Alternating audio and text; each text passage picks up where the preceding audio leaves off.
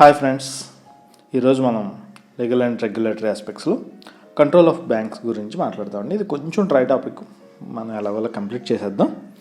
దీంట్లో first licence అండి. Licence section 22 BR act కింద ఇస్తారు. ఈ సెక్షన్ 22 ఏం చెప్తుందంటే లైసెన్స్ కావాలి అని చెప్తుంది, లైసెన్స్ ఉంటేనే చేయవచ్చు అని చెప్తుంది. సో దీనికోసం అన్ని ఫైనాన్షియల్ బుక్స్ ఆర్బీఐకి యాక్సెస్ ఇవ్వాలని ఆర్బీఐ ఏం అసెస్ చేస్తుందంటే ఫైనాన్షియల్ అండ్ ఆర్గనైజేషనల్ హెల్త్ చాలా కండిషన్స్ చెప్తారు. అవన్నీ మనం గుర్తుపెట్టుకోకర్లేదు, సింపుల్గా గుర్తుపెట్టుకోండి. మనం సంబంధం చూసేటప్పుడు అవతల అబ్బాయి బాగా సంపాదిస్తాడా, so that is financial health. మంచోడా, ఆర్గనైజేషన్ హెల్త్. దీంట్లో కూడా అంతేనండి. ఆర్గనైజేషన్ మంచిదా అంటే వాళ్ళ మోటో కానీ వాళ్ళ వే ఆఫ్ డూయింగ్ బిజినెస్ కానీ ప్రాపర్గా ఉందా లేదా. రెండోది వాళ్ళు సరైన ఫైనాన్షియల్ స్టెబిలిటీ, స్థిరత్వం ఉందా, ఆర్థిక స్థిరత్వం ఉందా అనేది చూస్తారండి. ఈ రెండే బేసిక్గా చూసేది. ఈ రెండిట్ల మీద బేస్ చేసుకుని లైసెన్స్ ఇష్యూ చేస్తారండి. ఇది at the description of RBI అండి. ఇష్యూ చేయాలని చేయకూడదని ఏం లేదు. S11 ఏంటంటే పేడప్ క్యాపిటల్ వాటి గురించి రిస్ట్రిక్షన్స్ ఇస్తుంది బ్యాంకింగ్ రెగ్యులేషన్ యాక్ట్. దాన్ని ఆర్బీఐ ఇంకొంచెం కావాలంటే పెంచవచ్చండి, అంతేగాని అది మీట్ అయ్యాం కదా మాకు లైసెన్స్ ఇచ్చామని అడగడానికి లేదండి. So it is at the description of RBI. Next, local area బ్యాంక్స్కి లైసెన్స్ ఇచ్చినప్పుడు అది ఆ ఏరియాలో మాత్రమే పనిచేయాలండి. ఫారెన్ బ్యాంక్స్ అయితే పైన మనం అనుకున్న కండిషన్స్ అవి మీట్ అవ్వాలి, అలాగే సరైన మోటో ఉండాలండి. అంటే ఇండియాలో సర్వ్ చేయడానికి రావాలి కానీ ఇండియన్ దోసుకెళ్ళడానికి కాదండి. అలాగే ఆ బ్యాంక్స్ ఎక్కడైతే ఎస్టాబ్లిష్ అయినాయో అక్కడ ఉన్న గవర్నమెంటు లేదా లా ఎటువంటి డిస్క్రిమినేషన్ చూపించకూడదండి. కొన్ని ఉన్నాయి, కొన్ని బ్యాంక్స్ ఉన్నాయి, అవి ఓన్లీ ఓ పర్టికులర్ రిలీజియన్ సర్వ్ చేస్తాయి, అటువంటివి యాక్సెప్ట్ చేయరండి. నెక్స్ట్, BR యాక్ట్కి ఫారెన్ బ్యాంక్స్కి BR యాక్ట్ ఏ విధంగా అప్లికబుల్ అవుద్దో అదంతా వాళ్ళు ఫాలో అవ్వాల్సి ఉంటుందండి. అలాగే లైసెన్సు క్యాన్సిల్ చేయొచ్చండి. ఎప్పుడు బిజినెస్ చేయకపోతే క్యాన్సిల్ చేయొచ్చు ఆబ్వియస్గా. అలాగే 22(1), 22(3) కండిషన్స్ మీట్ అవ్వకపోతే క్యాన్సిల్ చేయొచ్చు. కానీ క్యాన్సిల్ చేసేటప్పుడు జనరల్గా టైం ఇస్తారండి. ఒకవేళ పబ్లిక్ ఇంట్రెస్ట్లో టైం ఇవ్వకుండా కూడా క్యాన్సిల్ చేయొచ్చండి. అంటే ఈ 1 నెల రోజులు టైం ఇచ్చామంటే ఈ లోపల వీడు మొత్తం సర్దేస్తాడనే డౌట్ ఉంటే పబ్లిక్ ఇంట్రెస్ట్లో టైం ఇవ్వకుండా కూడా క్యాన్సిల్ చేయొచ్చండి. ఒక ఫ్రాడ్ కానీ ఏదైనా పెద్ద లెవెల్లో జరుగుతున్నప్పుడు క్యాన్సిల్ చేయొచ్చండి. అయితే ఈ క్యాన్సిలేషన్ జరిగినప్పటి నుంచి 30 రోజుల్లో గవర్నమెంట్ ఆఫ్ ఇండియాకి అప్పీల్ చేసుకోవచ్చండి. క్యాన్సిలేషన్ ఆర్డర్ వచ్చినప్పటి నుంచి 30 డేస్లో అప్పీల్ చేసుకోవచ్చండి. సో లైసెన్స్ తీసుకోవడం పద్ధతి, క్యాన్సిల్ అయ్యే పద్ధతి ఇది. ఇప్పుడు బ్రాంచ్ లైసెన్స్. ఇప్పటి వరకు బ్యాంక్ లైసెన్స్ గురించి మాట్లాడుకుందాం. ఇప్పుడు బ్రాంచ్ లైసెన్స్. ప్రతి బ్రాంచ్కి లైసెన్స్ కావాలండి. బ్యాంక్ లైసెన్స్ తీసుకుంటే సరిపోదు. ఇది సెక్షన్ 23 కిందకి వస్తుంది. కొత్త బ్రాంచ్ స్టార్ట్ చేయాలన్నా, ఉన్న బ్రాంచ్ని కదపాలన్నా కూడా లైసెన్స్ కావాలండి. అయితే అదే ఊర్లో అదే విలేజ్లో కదపాలంటే లైసెన్స్ గురించి ఎటువంటి ప్రాబ్లం లేదండి. అంటే ఆల్రెడీ బ్రాంచ్కి లైసెన్స్ తీసుకుందాం, కదపాలంటే పర్మిషన్ తీసుకోవాలండి. అసలు కొత్తగా బ్రాంచ్ ఎస్టాబ్లిష్ చేసి ఇవ్వాలంటే లైసెన్స్ తీసుకోవాలండి. అయితే temporary change, say for example ఒక బ్రాంచ్ని పేల్చేశారండి, జరిగిందే, ఇంకో దగ్గర నుంచి పనిచేస్తుంది అది డిజాస్టర్ మేనేజ్మెంట్ కదా, ఎందుకంటే ఆ కస్టమర్స్ని సర్వ్ చేయాలి కదా. అటువంటి టెంపరీ చేంజెస్కి, అలాగే మేళాలు అవి పెట్టినప్పుడు మన బ్యాంక్స్ వాళ్ళు పెడతారు, అక్కడ ఎగ్జిబిషన్స్లోనూ వాటిలోనూ పార్టిసిపేట్ చేస్తారు, అప్పుడు కూడా టెంపరీ అని. సో దానికి కూడా పర్మిషన్ అక్కర్లేదండి. కాదంటే టెంపరీ అని దేన్ని డిఫైన్ చేస్తారండి, 30 రోజులు దాటకూడదండి, అది మాత్రమే టెంపరీ. ఓకే. ఇప్పుడు బ్రాంచ్ చేంజ్ అయిన తర్వాత అవ్వడానికి పర్మిషన్ తీసుకున్నాక మూవ్ చేసాక మళ్ళీ పాత ప్లేస్కి రావాలన్నా పర్మిషన్ తీసుకోవాలండి. మనకి తెలంగాణలో ఒక ప్రాంతం ఉందండి, అది ఒక విలేజ్ పేరు మీద ఉంటుంది బ్రాంచ్, కానీ వరంగల్ టౌన్లో ఉంటుంది. సో అది చేంజ్ అనేది అంత ఈజీ విషయం కాదండి. ఈ చేంజ్కైనా లేదా కొత్త బ్రాంచ్ స్టార్ట్ చేయడానికైనా ఇయర్లీ వన్స్ అప్లై చేయాలండి, ఎప్పుడు పడితే అప్పుడు కాదు. వాళ్ళు అప్పుడు లైసెన్స్ ఇస్తారు, ఆ ఇచ్చిన లైసెన్స్ వ్యాలిడ్ ఫర్ 1 year అండి. 1 సంవత్సరానికి మాత్రమే వ్యాలిడ్ అది. అందుకే లాస్ట్ మినిట్లో కొబ్బరికాయ కొట్టేసి బ్రాంచ్ స్టార్ట్ అయింది అనిపించే బ్రాంచ్లు కూడా ఉంటాయి. అఫీషియల్గా స్టార్ట్ అయింది, ఆపరేషన్ స్టార్ట్ అవ్వండి. So license is valid for 1 year from the date of issuance of license అని. ఇంకా రూరల్ బ్యాంక్స్ విషయానికి వస్తే అవి డైరెక్ట్గా అప్లికేషన్ పెట్టుకోలేవు ఆర్బీఐకి, అవి నాబార్డు ద్వారా అప్లికేషన్ పెట్టుకోవాలండి, రూటెడ్ త్రూ నాబార్డ్. ఇప్పుడు డిపాజిట్ విత్ ఆర్బీఐకి వస్తున్నాయి. ఇది పెద్ద ఎక్కువ గుర్తుపెట్టుకోకండి, రఫ్ ఫిగర్స్ ఇచ్చాను, దీనికి కాల్కులేషన్ మెథడ్స్ కూడా ఉన్నాయి, అంత అవసరం లేదు. రఫ్ ఫిగర్స్ ఏంటంటే ఫారెన్ బ్యాంక్స్ 15 లక్షలు పెట్టాలండి.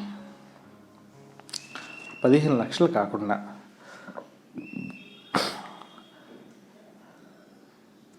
20% ఆఫ్ ప్రాఫిట్, ఆ ఇయర్ భారతదేశంలో వచ్చిన ప్రాఫిట్లో 20% పెట్టాలండి.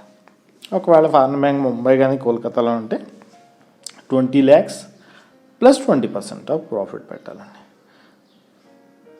ఓకే, ముంబై కోల్కతా తప్పించి హైదరాబాదు బెంగళూరు ఢిల్లీ ఉన్నాయనుకోండి 15 lakh ప్లస్ 20% ఆఫ్ ప్రాఫిట్ ఉండాలి. అలా కాకుండా వాటిల్లో అవి ఉన్న ప్లేసుల్లో కోల్కతా కానీ ముంబై కానీ రెండు కానీ ఉంటే 20 lakhs plus 20% of profit Indian profit అండి. వాడి కంట్రీలో సంపాదించిన ప్రాఫిట్తో సంబంధం లేదు.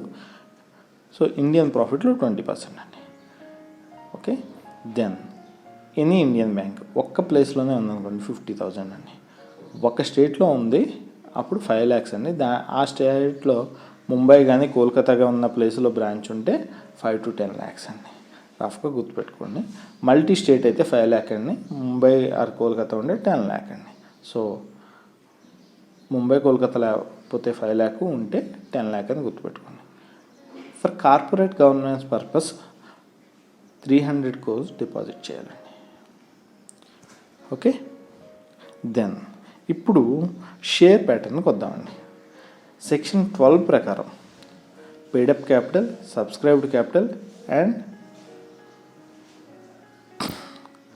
ఆథరైజ్డ్ క్యాపిటల్ 3 ఉంటాయండి. ఈ మూడిటి గురించి ఒకసారి డిస్కస్ చేద్దామండి. మనం paid up capital, subscribed capital, authorised capital గురించి తెలుసుకుందామండి. ఫస్ట్ ఆథరైజ్డ్ క్యాపిటల్ అండి. మీరు ఒక కంపెనీ పెడదామని వెళ్తే మీరు ఇంత క్యాపిటల్ కలెక్ట్ చేద్దాం అనుకుంటున్నాం. సో మీ రిక్వైర్మెంట్ పెట్టాడు, సో మీకు పర్మిషన్ వచ్చింది, అప్పుడు దాన్ని ఆథరైజ్డ్ క్యాపిటల్ అంటారండి. దీనికోసం మీరు మార్కెట్లోకి రిలీజ్ చేస్తారు, ఐపీఓ అంటాం కదండి, రిలీజ్ చేస్తారు. రిలీజ్ చేసినప్పుడు ఏమవుద్దంటే ప్రైమరీ మార్కెట్లోకి వెళ్తారు, ఐపీఓ అంటారు దాన్ని. అప్పుడు ఏమవుద్దంటే సబ్స్క్రైబ్ చేస్తారండి. అండర్ సబ్స్క్రైబ్ అవ్వచ్చు, ఓవర్ సబ్స్క్రైబ్ అవ్వచ్చు. ఇప్పుడు మీకు 100 కోట్లు కావాలి, షేర్ వాల్యూ 10 రూపాయలు అని చెప్పి మీరు 10 కోట్ల షేర్లు ఇష్యూ చేస్తామని వెళ్ళారు. మీకు ఎన్ని షేర్స్ కావాలని పబ్లిక్లోకి వెళ్ళారు. మంచి కంపెనీ అయితే ఓవర్ సబ్స్క్రైబ్ అవుతాయండి, చాలా వరకు ఓవర్ సబ్స్క్రైబ్ అవుతాయి అన్ని కంపెనీస్. ఈ మధ్య దాంట్లో పతంజలి ఓవర్ సబ్స్క్రైబ్ అయింది, డీమార్ట్ ఓవర్ సబ్స్క్రైబ్ అయింది, ఐఆర్సిటీసీ ఓవర్ సబ్స్క్రైబ్ అయింది భయంకరంగా. సో ఓవర్ సబ్స్క్రైబ్ అయినప్పుడు ఏం చేస్తారంటే ప్రో రేటా బేసిస్లో పంచుతారండి. ఫర్ ఎగ్జాంపుల్ 10 కోట్ల షేర్లకి 20 కోట్ల అప్లికేషన్స్ వచ్చాయండి. అప్పుడు ఏం చేస్తారండి, సబ్స్క్రైబ్ అయింది, ఓవర్ సబ్స్క్రైబ్ అయింది, వాళ్ళు ఏంటంటే 2 అప్లై చేసినప్పుడు 1 లెక్కన ప్రో రేటా బేసిస్లో ఇస్తారు. అంతేగాని ముక్కలు మాత్రం చేయరండి, ఒక షేర్ రౌండ్ ఆఫ్ ఫిగర్స్ ఇస్తారు. సో ప్రో రేటా బేసిస్లో రౌండ్ ఆఫ్ ఫిగర్స్ ఇస్తారు. ఇచ్చిన తర్వాత సో ఇది సబ్స్క్రైబ్డ్ క్యాపిటల్ అండి. అంటే ఆథరైజ్డ్ క్యాపిటల్ 100 కోట్లు ఉంటే 100 కోట్లకి సబ్స్క్రైబ్ అయింది కాబట్టి ఇది సబ్స్క్రైబ్డ్ క్యాపిటల్ కూడా 100 కోట్లు అవుతుందండి. అయితే ఇదివరకు రోజుల్లో ఏంటంటే ఫస్ట్ అప్లికేషన్ పెట్టేవారు, తర్వాత ఓకే చేశాక అవి తీసుకునేవారు. సో పెయిడప్ క్యాపిటల్ వేరే వచ్చేది. ఈ రోజుల్లో ఆటోమేటిక్ కాబట్టి డీమ్యాట్ కాబట్టి అమౌంట్ ఉంటేనే మనం అప్లై చేసుకోగలం కాబట్టి so subscribed capital paid up capital same అవుతుందండి. సో దీంట్లో చెప్పేది ఏంటంటే ఆథరైజ్డ్ క్యాపిటల్ 100 కోట్లు ఉంటే సబ్స్క్రైబ్డ్ క్యాపిటల్ మినిమం 50 కోట్లు ఉండాలి. సబ్స్క్రైబ్డ్ క్యాపిటల్ మినిమం 50 కోట్లు ఉంటే పెయిడప్ క్యాపిటల్ మినిమం 25 కోట్లు ఉండాలి. ఇది దీంట్లో చెప్పేదండి. ఇది అంత ఇంపార్టెంట్ కాదు, కానీ ఈ మూడుకి డిఫరెన్స్ మాత్రం ఇదండి. దీంట్లో ఏమైనా చేంజెస్ వస్తే ఈ స్ట్రక్చర్లో వితిన్ 2 yearsలో అడేర్ అవ్వాలండి. నెక్స్ట్ సెక్షన్ 12B ఏం చెప్పుద్దంటే షేర్స్ మీ ఇష్టం అండి, ఎన్నైనా ఎంత పర్సంటేజ్ ఆఫ్ షేర్స్ అయినా ఉండొచ్చు అండి, దానికి సీలింగ్ లేదు. కొంచెం జాగ్రత్తగా ఉండండి. నెంబర్ ఆఫ్ షేర్స్కి కానీ పర్సంటేజ్ ఆఫ్ షేర్స్కి కానీ ఒక కంపెనీలో 100% షేర్స్లో మీద 5% అంటే దానికి ఎటువంటి సీలింగ్ లేదండి. ఎన్ని షేర్స్ ఉన్నా మీకు ప్రాబ్లం లేదు. 20% షేర్ హోల్డింగ్ ఉండొచ్చు, 30% షేర్ హోల్డింగ్ ఉండొచ్చు, షేర్స్ ఉండడానికి ప్రాబ్లం లేదు. కానీ ఓటింగ్ రైట్స్ మాత్రం 10% దాటకూడదండి. ఇక్కడ షేర్స్లో కూడా చాలా రకాల షేర్స్ ఉంటాయండి. కొన్ని షేర్స్కి ఓటింగ్ రైట్స్ ఉండవు, కొన్ని షేర్స్కి ఉంటాయి. సో ఓటింగ్ రైట్స్ మాత్రం 10% దాటకూడదండి. ఓటింగ్ దేనికండి? కంపెనీ డెసిషన్ మేకింగ్లో ఓటింగ్ ఇంపార్టెంట్ అవుతుందండి. డైరెక్టర్స్ని, ఎండీస్ని, బోర్డ్ ఆఫ్ డైరెక్టర్స్ని, మేనేజింగ్ డైరెక్టర్స్ని, చైర్మన్స్ని, ఏ రకరకాల పేర్లు ఏ పేరుతో పిలిచినా వీళ్ళందరినీ ఎలక్ట్ చేయడానికి ఓటింగ్ రైట్స్ అనేవి చాలా ఇంపార్టెంట్ అండి. ఒక్కోసారి ఉన్న మేనేజ్మెంట్ని దించేయచ్చు కూడా అండి, అంత పవర్ ఉంటుంది. అందుకని ఈ పవర్ అంతా ఒకటి దగ్గర ఉంటే బ్యాంక్ని ఆడిస్తాడని చెప్పి ఓటింగ్ రైట్స్ మాత్రం 10% దాటకూడదని రూలింగ్ ఉందండి. Okay, so voting rights maximum 10% అండి. షేర్స్కి లేదండి, గుర్తుపెట్టుకోండి. షేర్స్ గురించి ఎక్కడ మెన్షన్ చేయలేదు. ఓటింగ్ రైట్స్ మాత్రం 10% మ్యాక్సిమం సీలింగ్. ఓకే, 5% కంటే ఎక్కువ షేర్స్ విత్ ఓటింగ్ రైట్స్ అయినా వితౌట్ ఓటింగ్ రైట్స్ అయినా తీసుకోవాలంటే ఆర్బీఐ పర్మిషన్ కావాలండి. అండ్ ఒకవేళ ఆర్బీఐ పర్మిషన్ లేకుండా తీసుకుంటే ఓటింగ్ రైట్స్ విషయంలో ఆర్బీఐ రెస్ట్రిక్ట్ చేస్తుందండి. Okay, that will be a violation, but still already జరిగిపోయినట్లకి అట్లకి. నెక్స్ట్, ప్రతి ఇయరు షేర్ హోల్డింగ్ ప్యాటర్న్ మీద రిపోర్ట్ని ఆర్బీఐకి సబ్మిట్ చేయాలండి బ్యాంక్. సో దాని బేసిస్ మీద చేంజెస్ని అసెస్ చేస్తారండి. నెక్స్ట్ ఏంటంటే కమిషన్ని ఇప్పుడు రిస్ట్రిక్ట్ చేశారండి.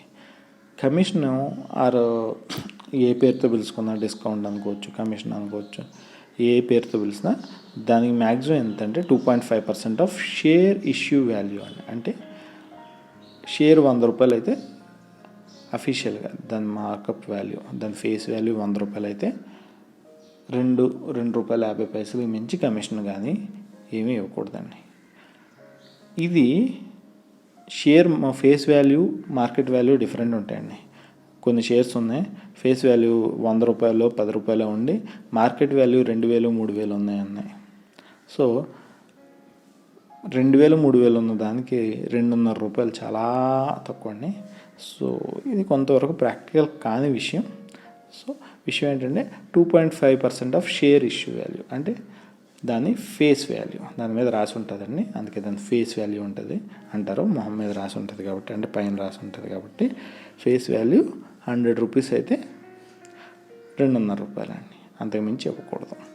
నెక్స్ట్ విషయానికి వస్తే డివిడెండ్, అన్ని మిగతా వాటికి డివిడెండ్ ఇవ్వడానికి కొంత ఫ్రీడమ్ ఉన్నప్పటికీ బ్యాంక్స్కి చాలా తక్కువ ఫ్రీడమ్ ఉందండి. క్యాపిటల్ ఎక్స్పెన్సెస్ అన్నీ రిటర్న్ ఆఫ్ అవ్వాలి. అంటే క్యాపిటల్ ఎక్స్పెన్సెస్ దాచుకోవడానికి లేదండి, ప్రాఫిట్ చూపించడంలో క్యాపిటల్ ఎక్స్పెన్సెస్ ఖచ్చితంగా రిటర్న్ ఆఫ్ చేయాలి, అంటే ఖర్చు పెట్టేయాలి. నెక్స్ట్, క్యాపిటల్ అడెక్వసీ రేషియో 9% కంటే ఎక్కువ ఉండాలండి.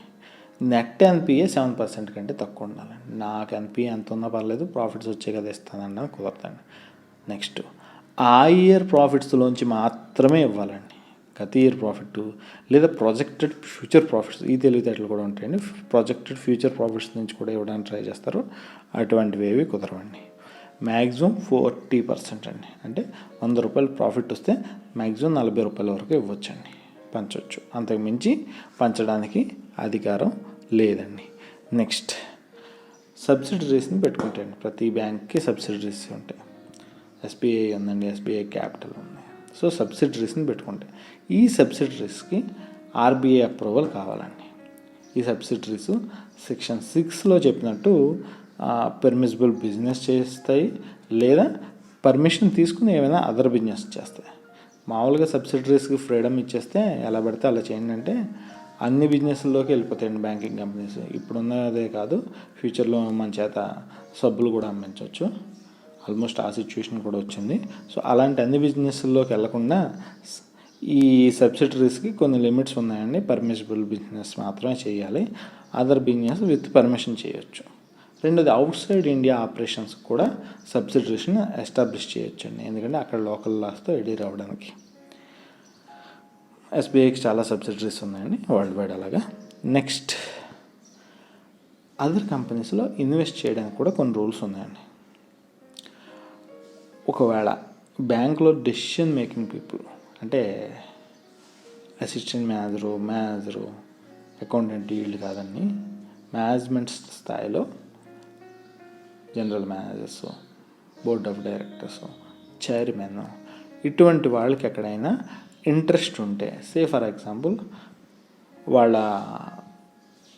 వాళ్ళు ఒక ఫేమస్ కంపెనీలో షేర్స్ కలిగి ఉన్నారండి, ఆ కంపెనీలో మళ్ళీ బ్యాంకు ఇన్వెస్ట్ చేయకూడదండి. సెకండ్ థింగ్, ఆ కంపెనీలో ఏదో ఎక్స్ అనే కంపెనీలో వాళ్ళ వైఫ్, ఇక్కడ ఉన్న మా ఎండి వైఫ్ అక్కడ పనిచేస్తుందండి, అప్పుడు కూడా ఇన్వెస్ట్ చేయకూడదండి. ఇది ఇంట్రెస్ట్ అంటారండి. సో ఇన్వెస్ట్ చేయకూడదు. వాళ్ళ వైఫ్కి షేర్స్ ఉన్నా కూడా ఇన్వెస్ట్ చేయకూడదండి. ఇది ఎథిక్స్లోకి వస్తుంది, కానీ కొన్ని జరుగుతున్నాయి, కొన్ని బయటపడుతున్నాయి. ఆల్రెడీ కొన్ని కేసులు ఎన్ఫోర్స్మెంట్ డైరెక్టరేట్ దగ్గర రన్ అవుతున్నాయి కూడా, మీకు తెలిసిందే. మనకి అండర్ లీగల్ ప్రాసెస్ ఉన్న వాటిని డిస్కస్ చేయడం వేస్ట్.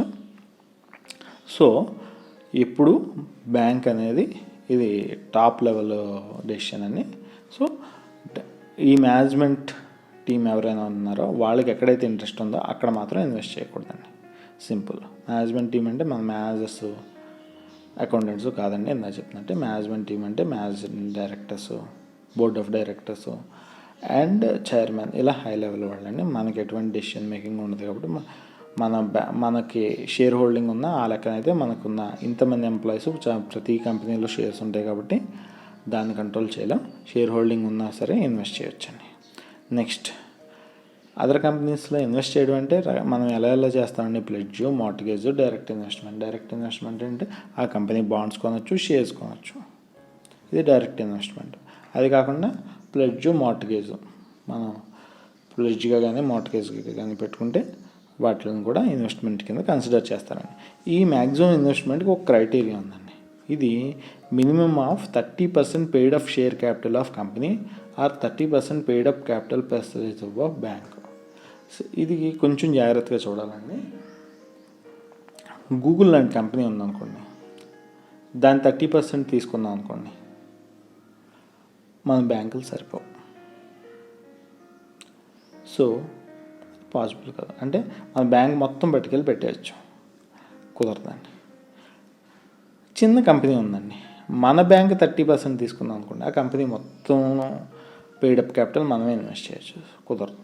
రెండిట్లో మినిమం తీసుకోవాలండి. కంపెనీ చిన్నదైతే ఆ కంపెనీ యొక్క పెయిడప్ షేర్ క్యాపిటల్లో 30%. ఒకవేళ కంపెనీ పెద్దదైపోయింది, బ్యాంక్ చిన్నది అనుకోండి, బ్యాంక్ యొక్క పెయిడప్ షేర్ క్యాపిటల్లో 30%. సో ఈ రెండు వాల్యూస్లో ఏది తక్కువైతే దాన్ని మ్యాక్సిమం అంతవరకు ఇన్వెస్ట్ చేయొచ్చండి.